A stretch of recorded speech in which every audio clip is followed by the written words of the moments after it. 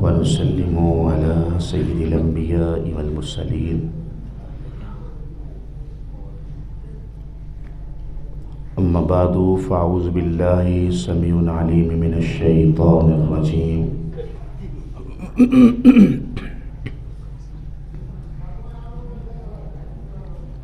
بسم الله الرحمن الرحيم إن الذين كفروا وماتوا وهم كفار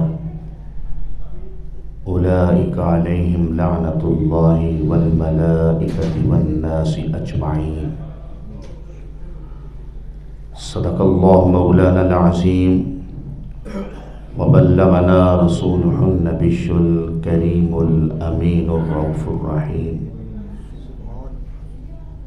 إن الله وملائكته يصلون على النبي يا أيها الذين آمنوا صلوا عليه وسلموا تسليما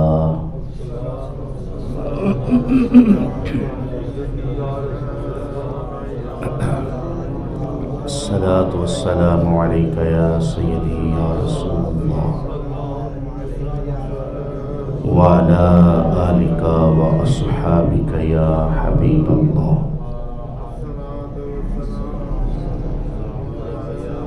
حمد و صلات کے بعد گرامی قدر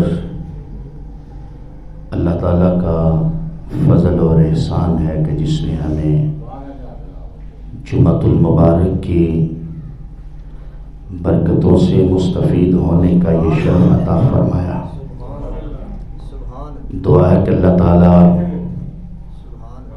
حاضرین کے حسن ظن سے بڑھ کر اجر عظیم عطا فرمائے، اور جو گزارشات عرض کروں اللہ اس کو ہمارے لیے باعث ہدایت اور باعث نجات بنائے۔ انسان کی زندگی میں نشیب و فراز، اونچ نیچ، اچھائی اور بلائی کے معاملات ہوتے رہتے ہیں، اور بعض دفعہ انسان جو ہے جب کسی سے ناراض ہوتا ہے، غصے میں آتا ہے، تو اس کے خلاف کوئی کلام کر دیتا ہے، بد دعا دے دیتا ہے، یا اس طرح کا کوئی جملہ استعمال کر دیتا ہے کہ تیری دنیا برباد ہو جائے، تیرے ہاں خیر و برکت والے معاملات ختم ہو جائیں۔ اس طرح کے الفاظ وہ رد عمل کے طور پر انسان دوسرے انسان کے خلاف کہتا ہے۔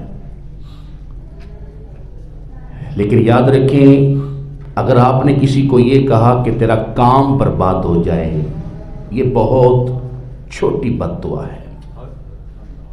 کام بگڑ جائے گا، صحیح بھی ہو جائے گا اللہ کے فضل سے، لیکن ایک بد دعا ایسی ہے جو بڑی سخت ہے، وہ ہے کسی پہ لعنت کرنا۔ کہ آپ جب یہ کہیں کہ تیرے اوپر لعنت ہو، تو پتہ اس سے مراد کیا ہے؟ مراد یہ ہے کہ رب کی رحمت سے تو ہمیشہ کے لیے کٹ جائے، رب کی رحمت تیرے سے دور ہو جائے، تیرے لیے رب کی رحمت کا کوئی حصہ موجود نہ ہو۔ بد دعاؤں میں سے رد عمل کے طور پر آپ جب کسی کو کہتے ہیں تو وہ لفظ لعنت ہے۔ اس لیے آج کے خطبہ جمعۃ المبارک کے اجتماع پہ وہ حدیثیں ہم پڑھیں گے۔ ایک تو ہوتی ہے انسان کسی کو لعنت کرے، ایک ہے کہ فرشتہ کسی کو لعنت کرے۔ کون سے ایسے اعمال ہیں کہ جب ہم کرتے ہیں تو فرشتے بھی لعنتیں بھیجتے ہیں؟ بڑے غور سے سننا اس بات کو۔ ایک ہے انسان کسی کو لعنت کرے، ایک ہے فرشتہ کسی کو لعنت کرے۔ کہتے ہیں بد دعاؤں میں سے سب سے سخت بد دعا یہ ہے کہ جب کوئی فرشتہ کسی پہ لعنت کرتا ہے۔ اب کون سے اعمال ایسے ہیں کہ جن کے کرنے سے فرشتے لعنت بھیجتے ہیں؟ تو ہمیں چاہیے فوراً اس مہینے کی 15 آنے سے پہلے ان گناہوں سے معافی مانگ لیں، تاکہ وہ جو رات آنے والی ہے اس سے رب کی رحمت کا وافر حصہ ہم بھی حاصل کر سکیں۔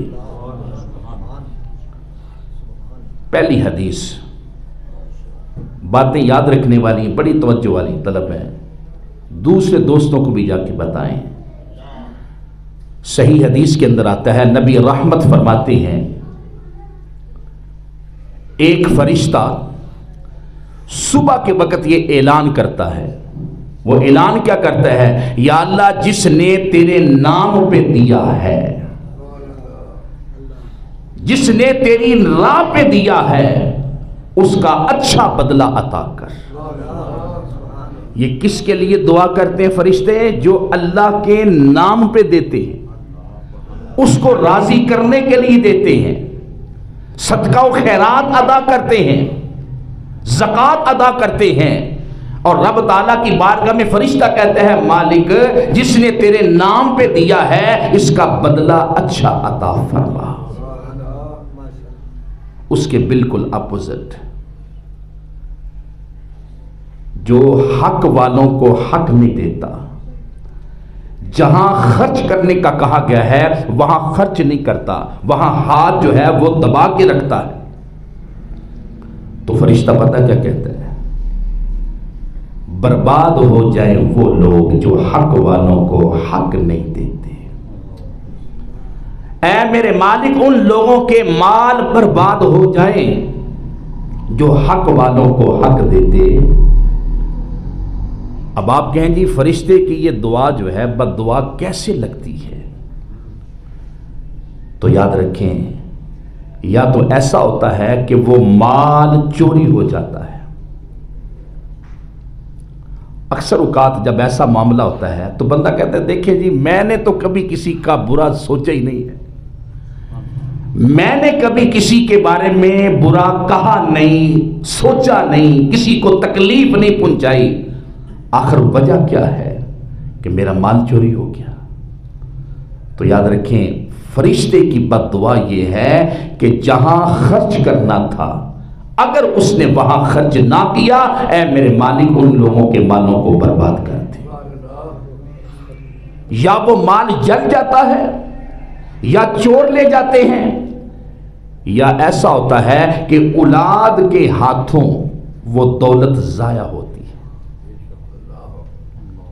بڑی سنبھال کے رکھتے ہیں ہم دولت، کیا ہوتا ہے ایک نسل بھی اس کی حفاظت کر سکتی نہیں ہے۔ ماں باپ نے بڑی محنت کی ہوتی ہے، بڑے ہائی لیول پہ ان کا کاروبار ہوتا ہے، بزنس ہوتا ہے، لیکن ایک نسل بھی اس کو سنبھال نہیں سکتی۔ اس کی وجہ کیا ہے؟ وجہ یہی ہے جہاں حق تھا وہاں اس نے خرچ نہیں کیا۔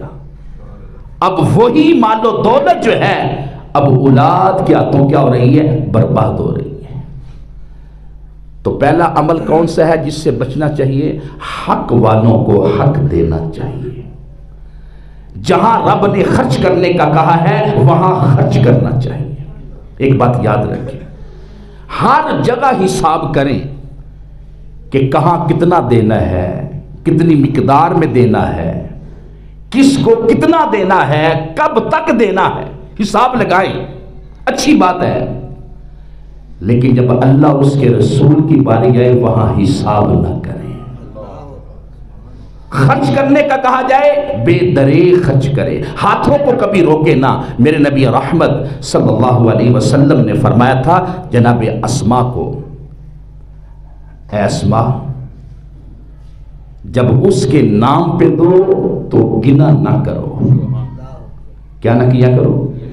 گنتی نہ کیا کرو۔ کہا حضور کیوں؟ فرمایا جب وہ بغیر حساب دیتا ہے تو ہمیں بھی بغیر حساب اس کے نام پہ دینا چاہیے۔ اس لیے گنے نہ گنے. وہ صوفیاء نے ایک بڑی مثال دی ہے خوبصورت. کہتے ہیں ایک دودھ بیچنے والا تھا نا, تو کہتے ہیں بڑا مشہور تھا, اس کا شہرت تھا اس کے دودھ کا, دور دراز سے لوگ دودھ لینے آتے. تو کیا ہوتا, لوگ لائن میں لگتے, کافی انتظار کرنا پڑتا. لیکن ایک دن ایسا ہوا کہ ایک ایسا خاص شخص آ گیا, اس نے دودھ دینا بند کر دیا. کہا بھائی بس میرا دوست آ گیا ہے, بعد میں ہوگا. لوگ انتظار کرتے رہے, شہرت تھا اس کا, لوگ دودھ بھی اس سے خریدنا چاہتے تھے. اب وہ دیر تک دوست کے پاس بیٹھا رہا, اس کو دودھ پیش کیا, کھانا پیش کیا, جو کچھ اس کے پاس میسر تھا اسے دیا. بعد میں پیسے بھی کوئی نہیں لیے اور دور تک چھوڑنے گیا. ایک صاحب راز بندہ تھا, اس نے سوال کیا کہ جناب والے ہم انتظار میں گھنٹوں کھڑے ہیں, پیسے بھی ہم نے دینے ہیں, لیکن ایک ایسا بندہ آ گیا ہے کہ جس کے لیے آپ نے اپنی دکانداری بند کر دی ہے, پرواہ نہیں کی کاروبار کی, اور دیر تک اس کے پاس بیٹھے رہے. جب آپ کی مرضی ہوئی اٹھ کے چلا گیا, اور اب دور تک چھوڑنے میں گئے. اور جو سب سے اہم بات ہے کہ اس نے دودھ پیا, کھانا کھایا, پیسے بھی آپ نے کوئی نہیں لیے. پیسے والوں سے تو آپ ایک ایک پیسہ لیتے ہیں, لائنوں میں بھی کھڑا ہونا پڑتا ہے, اس سے تو پیسہ بھی کوئی نہیں ہے. تو پتہ ہے اس دودھی کا دکاندار کا جواب کیا تھا؟ کہتے جہاں یاریاں ہوتی ہیں وہاں حساب نہیں ہوتے ہیں.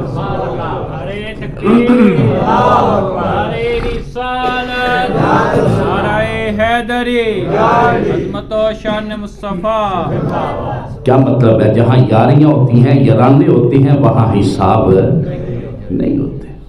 اس لیے دعویٰ ہمارا بڑا ہے کہ ہم رب سے پیار کرتے ہیں, تو اس کے نام پہ آتا ہے تو پھر گننا شروع کر دیتے ہیں.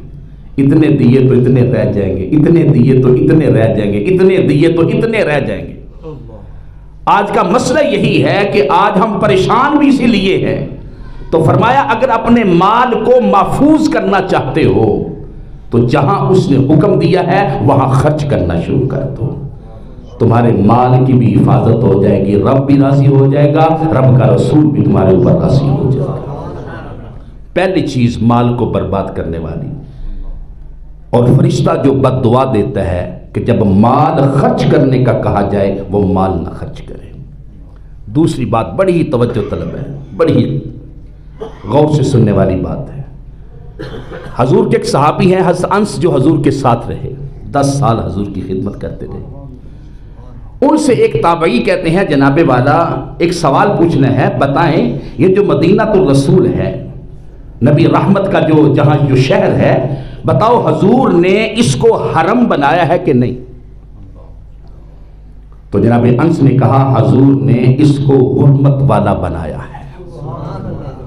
اس کی عزت اور عظمت کو حضور نے بیان فرمایا ہے. اور یہاں تک کہ آقا کریم علیہ السلام نے ارشاد فرمایا, حضور نے فرمایا میرے شہر کی گھاس بھی نہ کوئی اکھیڑے. جس نے میرے شہر کی گھاس اکھیڑی اس پر فرشتوں کی بھی لعنت ہے, اس پر فرشتوں کی کیا ہے؟ لعنت ہے. حضور نے فرمایا, حضرت انس کہتے ہیں میرے آقا کریم نے اس شہر کی عظمت کو بیان کیا, فرمایا میرے شہر کی گھاس کو بھی نہ کوئی اکھیڑے. کیوں؟ کیونکہ یہ شہر بڑا عظمت والا ہے. اور جس نے میرے شہر کی گھاس کو اکھیڑا, تو حضور فرماتے ہیں, حضرت انس کہتے ہیں کہ آقا نے فرمایا اس کے لیے فرشتے لعنت بیچتے ہیں. اب بڑی ہی قابل توجہ بات ہے. اب حضور کے ظاہری زمانہ اقدس کے اندر جتنا بھی مدینہ الرسول تھا وہ آج سارے کا سارا مسجد نبوی شریف میں آ گیا ہے. سائڈوں پہ بازار ہیں, رونقیں لگی ہوئی ہیں, وہاں اس طرح کا کوئی ماحول تو نہیں ہے. اب پھر آپ کہیں گے اس حدیث کا اب مطلب کیا ہے؟ یاد رکھیں اب بھی اس کا مطلب باقی ہے. وہ کیا ہے؟ وہ ہم جیسے اندھے عقیدت مند لوگوں کے لیے کیا مطلب ہے؟ آپ نے دیکھا ہوگا کئی دوست وہاں سے کچھ رنگ کے دھاگے لے کے آتے ہیں, رنگ کے دھاگے لے کے آتے ہیں, اور وہ دعوت یہ دیتے ہیں، دیکھیں میں یہ داغے پتہ ہے کہاں سے لے کے آیا، کہاں سے لے کے آیا جی؟ مسجد نبوی کے کلینوں سے نکال کے لایا، ریاض الجنہ کے کلینوں سے یہ میں ذرات اٹھا کے لایا ہوں، نکال کے لایا ہوں۔ میں بھی عقیدت رکھتا ہوں، تم بھی عقیدت رکھو، مجھے بتاؤ یہ عقیدت کیسی ہے؟ گھاس کی تو کوئی قیمت بھی نہیں ہے، تو آقا کریم علیہ السلام نے فرمایا جو میرے شہر کی گھاس کھیڑے گا اس پہ فرشتے لعنت بھیجیں گے، تو جو مسجد نبوی کے کلیم جو ہیں ان کا حسن خراب کرے، ان کے داغے نکال کے لائے اور یہ کہے کہ یہ عقیدت ہے اور اجازت بھی نہ ہو، چوری لے کے آئے، تو مجھے بتاؤ وہ شخص آج وہ کہاں کھڑا ہے؟ اور بعض تو ہمارے اتنے عقیدت مند ہوتے ہیں خانہ کعبہ شریف کے غلاف کا بھی پھاڑ لاتے ہیں، بلیڈ رکھے ہوتے ہیں ساتھ، یہ کیا جی ہم عقیدت میں لے کے آئے ہیں، خدا را نہ، حضور نے ان کو حرم بنایا ہے، حرم کی وجہ سے ان کی عزت و عظمت ہے، جو چیزیں وہاں لگی ہیں ان کا حسن اور خوبصورتی ہے، لہذا عقیدت کا نام لے کر اس طرح کے کام نہ کریں۔ اصل کیا چیز ہے وہ جو حضرت اقبال نے کہی تھی، ایک بندہ حج عمرہ کر کے آیا نا، تو حضرت کو پیش کی کھجور اور آب زمزم، تو ڈاکٹر اقبال نے کہا کیا وہاں کا تحفہ کھجور اور آب زمزم بھی ہے، کوئی کچھ اور بھی ہے؟ کیا خیال ہے؟ یہ آب زمزم اور کھجور کے علاوہ بھی وہاں کو کوئی تحفہ ہے؟ کہا حضور میں سمجھا نہیں، کہا مجھے وہ بتاؤ کہ یہاں سے گئے تھے اور واپس آئے ہو، واپسی کے آ کے وہاں سے کیا خیرات لے کے آئے ہو؟ تیرے اندر کوئی تبدیلی آئی ہے، کوئی انداز اختیار کیا ہے شریعت کا، حضور کی محبت کا کوئی پہلو تیرے اندر نظر آ رہا ہے کہ بس کھجورے اور پانی لے آئے ہو؟ اصل چیز کیا ہے؟ یہ عقیدت کے نام پہ گناہ نہ کرے، جس پر حضور نے فرمایا کہ فرشتوں کی لعنت ہے۔ جب وہاں سے آؤ تو آنے کا انداز یہ ہو کہ ہر بندہ کہے دیکھو یار یہ کیسا بندہ ہو گیا ہے، یہ بندہ کیسا دیوانہ ہو گیا ہے، ہر وقت اس کی لب و لہجے میں حضور مصطفیٰ کریم پہ درود و سلام پڑھتا ہوں۔ نعرہ تکبیر، نعرہ رسالت، نعرہ رسالت، نعرہ حیدری۔ تو میرے نبی رحمت صلی اللہ علیہ وسلم کے ساتھ عقیدت کا یہ مطلب نہیں ہے، عقیدت یہ ہے کہ حضور نے جو کہا ہے وہ کرے، جو حکم دیا ہے اس پہ مر مٹے، اس کے خلاف ہمارا ایک قدم بھی اٹھنے نہ پائے۔ تو فرشتوں کی لعنت کس پہ ہے؟ حضور نے فرمایا جو میرے شہر کی گھاس اکھیڑ کے لاتا ہے اس پہ بھی فرشتوں کی لعنت ہے۔ تیسرا بندہ، حضور نبی رحمت صلی اللہ علیہ وسلم نے فرمایا جو اپنے باپ کے علاوہ کسی اور کی طرف نسبت کرے کہ یہ میرا باپ ہے، جو اپنے باپ کے علاوہ کسی دوسرے کی طرف نسبت کرے کہ یہ میرا باپ ہے، حضور نے فرمایا اس بندے پہ بھی فرشتوں کی لعنت ہے۔ اس کے دو بڑے نقصان ہیں، دو۔ آج پتہ کیا ہوتا ہے، کسی بندے کے ہاں اولاد نہیں ہوتی، وہ اپنے بھائی سے بیٹا لے لیتا ہے، بہن سے لے لیتا ہے، چچا سے لے لیتا ہے، کسی اور رشتے سے لے لیتا ہے۔ تو جب وہ لے لیتا ہے تو پھر وہ کرتا کیا ہے، اس کی ولدیت میں اپنا نام لکھواتا ہے۔ تو حضور نے کیا فرمایا، حالانکہ وہ بیٹا اس کا نہیں ہے، وہ تو اسی کا بیٹا ہے جس کے حقیقی باپ جو اس کا ہے۔ تمہارے یونین کونسل میں نام لکھوانے سے یہ بیٹا تمہارا حقیقی بنتا نہیں ہے۔ مصطفیٰ کریم علیہ السلام نے فرمایا جو اپنے والد کے علاوہ کسی اور کی طرف نسبت کرے کہ یہ میرا والد ہے، اس شخص پر بھی فرشتے لعنت بھیجتے ہیں۔ اس کے دو بڑے نقصان ہیں اس طرح کرنے سے۔ آپ کہیں گے کون کون سا؟ پہلا نقصان یہ ہے کہ اس طرح کرنے سے ان رشتوں کو ہم وراثت سے محروم کر دیتے ہیں جن کی وراثت شریعت نے حکم دیا ہے۔ مثال کے طور پر جب بندے کے ہاں بیٹا نہیں ہوتا تو اگر ولدیت میں نام لکھوا دیتا ہے تو پھر کیا ہوتا ہے؟ اس کے ماں باپ بھی ہوتے ہیں، اس کے بہن بھائی بھی ہوتے ہیں. تو اب شریعت نے بہن بھائیوں کا اور ماں باپ کا حق رکھا ہے. تو جب ولدیت میں نام لکھوائیں گے، حالانکہ وہ آپ کا حقیقی بیٹا نہیں ہے، اور پاکستان کا قانون یہ ہے کہ لہٰذا اس کی ولدیت میں اس کا نام ہے، لہذا یہ مال و دولت کا یہ مستحق ہے. تو مجھے بتاؤ، شریعت نے جن کا حق رکھا تھا ولدیت میں نام لکھوانے کی وجہ سے، آپ نے ان کو حق سے محروم کر دیا ہے. دوسرا بڑا نقصان کیا ہوتا ہے کہ بعض دفعہ ایسا ہوتا ہے 20-25 سال جب گزر جاتے ہیں، مشہور ہو جاتا ہے کہ یہ فلاں کا بیٹا ہے، حالانکہ اس کا بیٹا نہیں ہے. تو پھر کیا ہوتا ہے؟ اس کی شادی جو ہے کسی اور ایسے رشتے سے ہو جاتی ہے جو اس کا حقیقی محرم بنتا ہے، کیوں کسی کو پتہ ہی نہیں اس کا بیٹا ہے ابھی کہ نہیں. یہ فلاں اس کی ماں تھی، فلاں اس کی بہن لگتی تھی، لیکن مشہور اتنا ہو چکا تھا کہ ہر یہ کہتا ہے کہ اس کا بیٹا ہے. تو اب ہوگا کیا؟ دوسرا نقصان یہ ہوتا ہے کہ محرم رشتوں سے بعض دفعہ نکاح ہو جاتا ہے جو حرام ہے.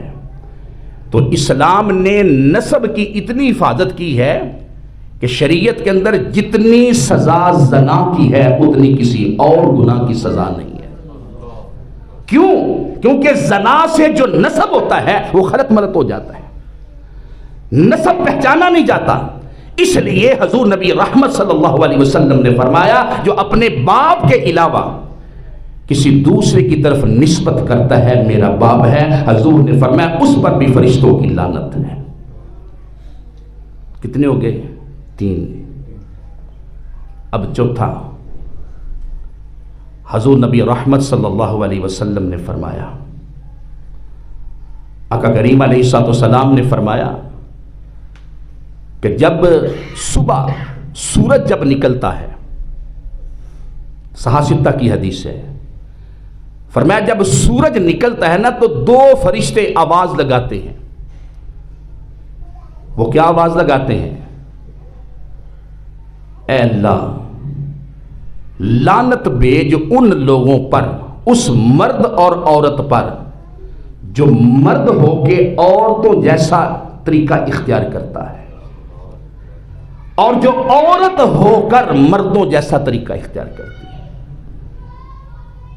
یعنی ایک دوسرے کے ساتھ مشابہت کرتے ہیں. مرد ہے مردوں والا طریقہ اختیار نہیں کرتا، عورتوں والا طریقہ اختیار کرتا ہے. ان جیسے بال بناتا ہے، ان جیسی ہیئت بناتا ہے، ان جیسا اس کا انداز اور سٹائل ہے.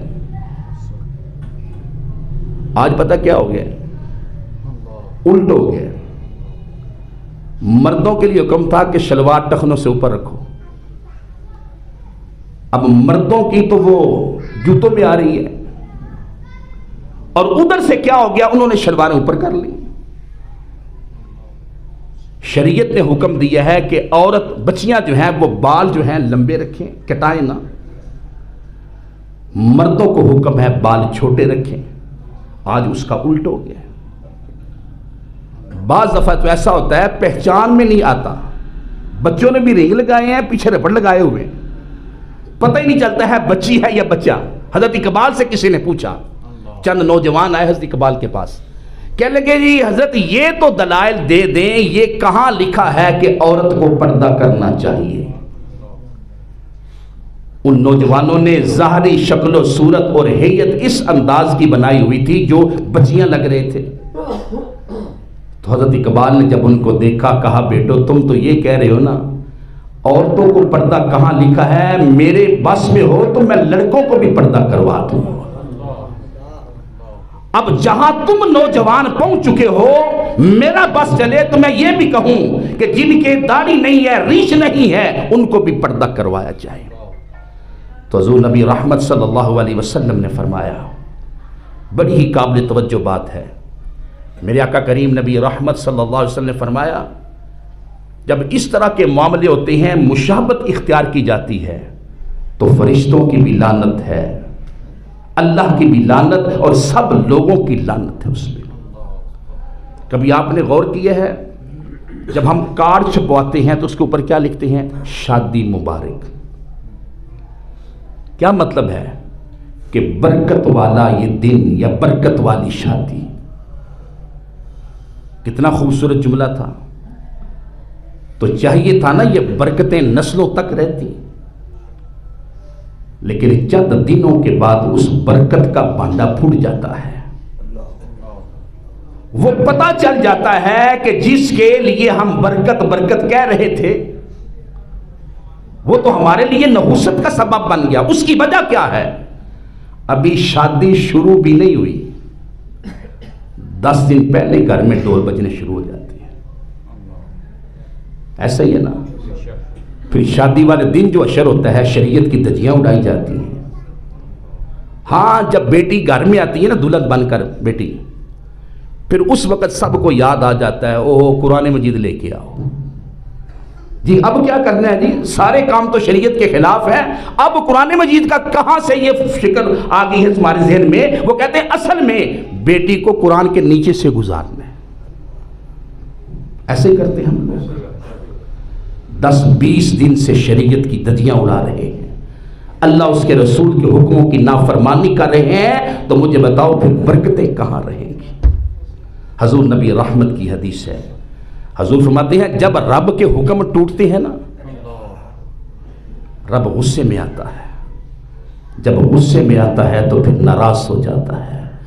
جب پھر ناراض ہوتا ہے تو پھر وہ اپنی طرف سے لعنتیں برسانا شروع کر دیتا ہے. تو جب رب کی لعنتیں جہاں برستی ہیں وہاں رحمتیں ہوتی نہیں ہیں. اس لیے ان چیزوں کا خیال رکھیں. جو شریعت نے ہمیں حکم دیا ہے ان کا خیال رکھیں. جب تک اس شریعت کے مطابق ہم چلتے رہیں گے رحمتیں بھی ہوں گی، برکتیں بھی ہوں گی. جب اس کا توڑ کریں گے، مرد و زن کا اخلاط ہوگا، ایک دوسرے کی مشابہت اختیار کرنے کو فخر سمجھیں گے، تو پھر وہاں رحمتیں نہیں وہاں لعنتوں کا نزول ہوگا.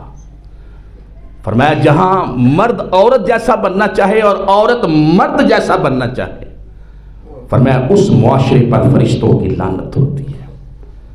آخری بات گفتگو سمیٹنے کی طرف لا رہا ہوں جو ہم سب کے لیے بڑی ضروری بات ہے، اس لیے میں اس کو آخر میں بیان کر رہا ہوں. خصوصاً کاروباری لوگوں کے لیے یہ روایت ہے. حضور نے فرمایا، ابن ماجہ کی غالباً حدیث ہے، صحیح ستہ کے اندر حدیث ہے، نبی رحمت صلی اللہ علیہ وسلم نے فرمایا جو کاروبار کرتے وقت چیز کے اندر عیب کو چھپا دیتا ہے اس پر بھی فرشتوں کی لعنت ہے. ایسا ہے کہ نہیں؟ آج ہم سب سے بڑا سیل مین کسے کہتے ہیں؟ یہ فلاں بندہ مٹی کو بھی سونا بنا کے بیچ دیتا ہے. یار اس کے پاس ایسا طریقہ ہے کہ جتنا بڑی عیبدار چیز ہو ایسے بیچ دیتا ہے. جس کو ہم بڑا چلاک کہتے ہیں نا، بڑا ذہن والا کہتے ہیں، فرمایا تم اس کو چلاک کہو، ذہین کہو، لیکن اس بندے پر فرشتوں کی لعنتیں برس رہی ہیں. ہیر پھیر کرنا، دھوکہ دہی کرنا. آج تو اتنا فراڈ ہو گیا ہے، قربانی کے جانور لوگ لاتے ہیں نا جی، تو جو سینگ ہوتے ہیں الفی سے جوڑے ہوتے ہیں. جوتے والی دکان پہ جاؤ وہ بھی عیب چھپا کے رکھتا ہے، بتاتا نہیں ہے اس کے اندر کیا عیب ہے. لیکن یاد رکھیں جس کو ہم چلاک کہتے ہیں نا، بڑا ذہین کہتے ہیں، تو حضور نے پتہ کیا فرمایا ہے؟ حضور نے فرمایا میں نے جنت کا مشاہدہ کیا، جتنے بڑے بڑے چلاک اور ذہین لوگ تھے اکثر جہنم میں تھے، بولے والے جنت میں تھے. جس کو آج ہم کہتے ہیں بڑا بولا بندہ ہے، بڑا درویش بندہ ہے، یار اسے دنیا کی تو خبر ہی کوئی نہیں، اسے کیا دنیا سے لینا دینا. حضور نے فرمایا میں نے دیکھا ہے جنت میں، میں نے دیکھا ہے جس کو تم بولا کہتے رہے نا، حضور نے فرمایا وہ جنت میں کی سیریں کر رہے تھے. تکبیر، نعرہ رسالت، عظمت و شان مصطفیٰ. تو اس مکاری کا کیا کرنا، اس چلاکی کا کیا کرنا جو بندے کو جہنم میں لے جائے. اس لیے عرض کر رہا ہوں، پتہ کیا ہوگا بیان کے بعد، مولویوں کی عادت ہوتی ہے، کیا ان کی ڈیوٹی یہی ہوتی ہے۔ ایک بات یاد رکھیں، گفتگو سمیٹ رہا ہوں، ایک بات یاد رکھیں، ہم جس سہارے بیٹھے ہیں نا، رب بخشے گا رب بخشے گا، ہاں وہ بخشنہار ہے۔ ایک بات کان کھول کے سن لیں دل کے کانوں سے، بخشتا اسے ہے جو گناہگار ہو، جو باغی ہو اسے وہ بخشتا نہیں، یہ بات یاد رکھیں۔ بخشش گناہگار کی ہوگی، بغاوت کرنے والے کی بخشش تو گناہگار ہم نہیں ہیں، ہم تو باغی ہیں، ہم تو بغاوت پہ چل پڑے ہیں۔ نہیں جی، جو ہم نے سیکھا ہے، لوگوں کو کرتے دیکھا ہے، ہم تو وہی کہیں گے۔ بخشش گناہگاروں کی ہوتی ہے، باغیوں کی نہیں ہوتی۔ ہاں، بغاوت کرنے والوں کو جو ہے وہ مسل کر رکھ دیا جاتا ہے، ان کا نام صفحہ ہستی سے ہمیشہ کے لیے مٹا دیا جاتا ہے۔ ہاں، گناہگار ہو، مانتا ہو کہ میں گناہگار ہوں، عاجز ہوں، پھر اس کی رحمت کے دروازے کھلے ہوئے۔ گناہگار ہونا کوئی مسئلہ نہیں ہے، باغی نہیں ہونا چاہیے۔ داتا گنج بخش علی حجویری رحمت اللہ نے ایک واقعہ سنا ہے، اس پہ گفتگو سمیٹ دوں گا۔ آپ فرماتے تھے ایک بندہ تھا، کیا کرتا؟ گناہ کرتا، پھر توبہ کر لیتا۔ اب لت پڑ گئی تھی، عادت بن گئی تھی گناہ کرنے کی، گناہ کرتا پھر توبہ کر لیتا، گناہ کرتا پھر توبہ کر لیتا، اسی طرح زندگی بیتتی گئی، یہاں تک کہ 70 مرتبہ اس نے گناہ کیا، 70 مرتبہ توبہ کی اور 70 مرتبہ توبہ کو توڑ دیا۔ داتا گنج بخش علی حجویری رحمت اللہ فرماتے ہیں، جب اس نے 70 مرتبہ توبہ کو توڑا نا، اب کہتا ہے مجھے شرم آتی ہے، میں نے گناہوں کی حد کر دی ہے، اب میں کس منہ سے رب سے معافی مانگوں؟ 70 مرتبہ تو اس نے معاف کر دیا ہے، 70 مرتبہ گناہ کر کے معافی مانگی تھی، اب میں نے 70 مرتبہ توبہ توڑ دی ہے، اب میں کس منہ سے اس سے معافی مانگوں؟ کوئی حد بھی ہوتی ہے گناہ کی، میں تو اتنا گناہ گار ہوں۔ داتا صاحب رحمت اللہ فرماتے ہیں، رات پڑی، آواز آئی، اے میرے بندے غور سے ذرا سن، کان کھول کے سن، یہ 70 کی قید میں نے نہیں لگائی، یہ تم نے لگائی ہے۔ یہ جو 70 کی قید ہے نا، اتنی مرتبہ توبہ کی ہے تو کس منہ سے اس کی بارگاہ میں جاؤں؟ لہٰذا یہ ہے کہ 70 کی قید میں نے نہیں لگائی، یہ 70 کی قید تم نے خود لگائی ہے۔ تو ہاں، پھر میرے لیے حکم کیا ہے؟ فرمایا اب بھی اس کا در رحمت کھلا ہوا ہے، کوئی جولی پھیلائے تو صحیح، کوئی منگتا بنے تو صحیح، کوئی اس سے اپنے گناہوں کی معافی مانگے تو صحیح، میری رحمت کا دروازہ اس کے لیے کھلا ہوا ہے۔ اب ایک سوال باقی ہے کہ جب رب کسی پہ لعنت بھیجتا ہے تو وہ کتنی پشتوں پہ رہتی ہے؟ 7 پشتوں تک رہتی ہے۔ محدثین فرماتے ہیں جب رب کسی پہ لعنت بھیجتا ہے نا تو وہ 7 پشتوں تک اس کا اثر رہتا ہے۔ اب سوال یہ ہے کہ یا اللہ، لعنت کی تو قید ہے کہ 7 پشتوں تک رہتا ہے، تو رحمت کی بھی کوئی حد ہے؟ کیا خیال ہے میرے مالک؟ رحمت کی بھی کوئی حد ہے؟ فرمایا ہاں، لعنت کی جو حد ہے وہ تو ہے کہ 7 پشتوں تک رہتا ہے، لیکن میری رحمت کی کوئی حد نہیں۔ کوئی مجھ سے معافی مانگے، سارے نسلوں پر میری رحمت کا چھاؤں رہتا ہے، میری رحمت کا سایہ اس پہ ابر بن کے رہتا ہے، اس کے در رحمت پہ آئے تو صحیح۔ اس لیے میں عرض کر رہا ہوں، چلاکیاں، دھوکہ دہی جو ہے، حضور نے فرمایا میں نے دیکھا ہے وہ جہنم میں جلتے ہوئے، جن کو تم کہتے تھے بڑے بولے ہیں، حضور نے فرمایا میں نے بولوں کو جنت میں دیکھا ہے۔ وہ جن کو سادے کہتے تھے نا، حضور نے فرمایا میں نے ان کو جنت میں دیکھا ہے۔ آج جمعے کا دن رب سے دعا نہ مانگ لیں، یا اللہ ہمیں ان چلاکیوں سے جو ہم بڑے چلاک بنتے ہیں ان لوگوں میں نہ شامل کر، ان بولوں میں شامل کر دے جو جنت میں جائیں گے، ان سادے لوگوں میں شامل کر دے جو جنت میں جائیں گے۔ اس لیے عرض یہ کر رہا ہوں، بتا یہ رہا ہوں، دھوکہ دہی کرنے والا، عیب چھپانے والا، میرے نبی رحمت صلی اللہ علیہ وسلم نے سر عام کی بات بیان کر دی کھلے لفظوں میں۔ حضور بازار جب تشریف لے کے جا رہے تھے تو آقا کریم علیہ السلام نے دیکھا کہ غلہ ایک بندہ بیچ رہا ہے، تو حضور نے اندر سے ہاتھ مارا تو اندر سے وہ گیلا تھا۔ جب وہ گیلا نکلا تو حضور نے فرمایا یہ کیا؟ کہنے لگا جی بارش پڑ گئی تھی۔ تو حضور نے فرمایا نا صاحب، اس طرح نہ کرو، بلکہ گیلا سامنے رکھو، لوگوں کو بتاؤ کہ یہ خشک ہے، یہ گیلا ہے، اتنی بات بھی چھپاؤ نہ۔ یہی وہ تعلیم اور اثر تھی جس کو دیکھ کر لوگ کلمہ پڑھتے گئے۔ ایک صحابی رسول کے ساتھ خادم تھے، ان کے ایک دوست، وہ کہیں کام پہ چلے گئے، منڈی کے اندر گھوڑا لے کے گئے تھے بیچنے کے لیے۔ تو جب وہ واپس پلٹے دیکھا تو گھوڑا بک چکا ہے۔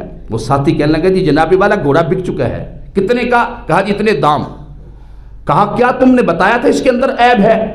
کہا میں نہیں بتا نہیں سکا۔ تو آپ نے فرمایا اس کو تلاش کرو، میرا جانور اتنے کا نہیں ہے۔ کہاں سے لوگ لائیں؟ وہی ہے نا جو بولے لوگ ہیں۔ جب وہاں تک جب پہنچے تو کیا ہوا؟ بڑی دور تک وہاں پہنچے، کہنے لگے صاحب یوں کرو کہ یہ اپنی رقم واپس لے لو اور میرا جانور واپس کر دو۔ کہتا ہے کیوں ہے؟ کیوں؟ کہنے لگے میرے جانور کے اندر عیب ہے، یا یوں کر لو کہ پیسے واپس لے لو میرا جانور واپس کر دو، یا یوں کرو کچھ پیسے کم کر لو اور سواری رکھ لو۔ تو بندہ پتہ کیا کہنے لگا؟ یار اس معاشرے میں بھی ایسے درویش لوگ ہیں،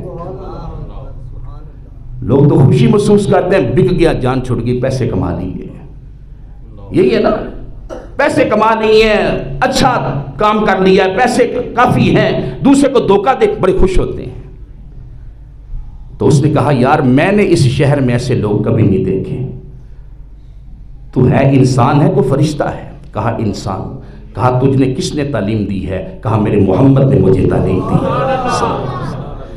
کہ کسی کے ساتھ دھوکہ کرنا، کسی کو عیب دار چیز بتانے کے بغیر اس کو فروخت کرنا نہیں ہے۔ میرے آقا نے مجھے درس دیا ہے۔ وہ شخص کہنے لگا تم بھی سچے ہو، تمہارا نبی بھی سچا ہے، مجھے کلمہ پڑھاؤ اور اسلام میں داخل کرو۔ اس لیے پتہ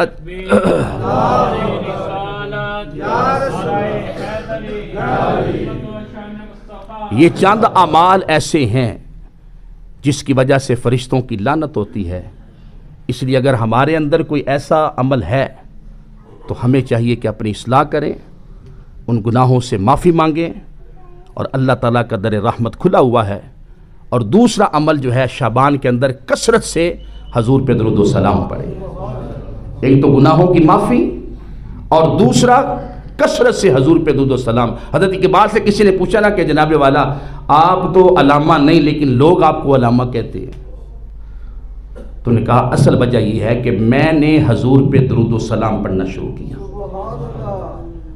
پھر میں لکھتا گیا، جب 2 لاکھ 3 لاکھ 4 لاکھ ہو گئے تو میرے اندر کی کھڑکیاں کھلتی گئیں، اندر نور ہوتا گیا، روشنی، یہاں تک کہ میں نے گن کر جب حضور کی محبت میں 1 کروڑ مرتبہ درود و سلام پڑھا تو ساری قدورتیں ہی کھا، بس اندر نور ہی نور، روشنی روشنی ہو گئی۔ ہر چیز پاکیزگی کو میرا دل پسند کرتا ہے، ناپاکی کو میرا دل پسند کرتا نہیں ہے۔ اس لیے میں عرض کرنا چاہتا ہوں کہ اپنی آخرت کو سنواریں، زندگی میں بار بار موقع نہیں ملتے، بلکہ یوں سمجھ لیں۔ ایک اور میں بات عرض کر دیتا ہوں، اسلام کے اندر ایک پہیلی بھی ہے کہ کون سا ایسا بندہ ہے، کون سا ایسا بندہ ہے کہ کلمہ پڑھ کے بھی کافر رہے۔ سوال ہے علماء کے ہاں کہ کون سا ایسا عمل ہے کہ بندہ کلمہ بھی پڑھے رہے کافر؟ تو اس کا جواب یہی ہے کہ جو شراب پینے سے پہلے اللہ کا نام لے وہ کافر ہو جاتا ہے۔ فیصلہ میں کو فتویٰ نہیں دے رہا، فیصلہ آپ پہ چھوڑ رہا ہوں۔ یعنی ناپاکی پہ، پلیتی پہ، اگر بندہ اللہ کا نام لے تو کیا ہو جاتا ہے؟ تو جو حرام مال سے ہم کوٹھیاں بڑی بڑی بناتے ہیں، اوپر لکھ دیتے ہیں ھذا من فضل ربی، مجھے بتاؤ وہ ھذا من فضل ربی ہے کہ بندہ حرام کے مال پہ آیت لکھنے سے کافر ہو جاتا ہے؟ کبھی غور کیا آپ نے کہ ہم قرآن کی آیت لکھ رہے ہوتے ہیں، حرام مال پہ کوٹھی بنا کر لکھ رہے ہوتے ہیں یہ اللہ کا فضل ہے؟ تو حرام چیز پہ اللہ کا نام لینے سے بندہ کیا ہو جاتا ہے؟ تو بتاؤ آج ہم کہاں کھڑے ہیں؟ پاک و ناپاک کی ہمیں جو ہے آج فرق ہی نظر نہیں آتا، حلال و حرام کا فرق کوئی نظر آتا، پھر حرام کھانے کے بعد قرآن کی آیتیں بھی پڑھ رہے ہیں۔ غور کریں ہم کہاں کھڑے ہیں۔ دعا ہے اللہ ہمیں اس بات کو سمجھنے کی توفیق عطا فرمائے اور ان اعمال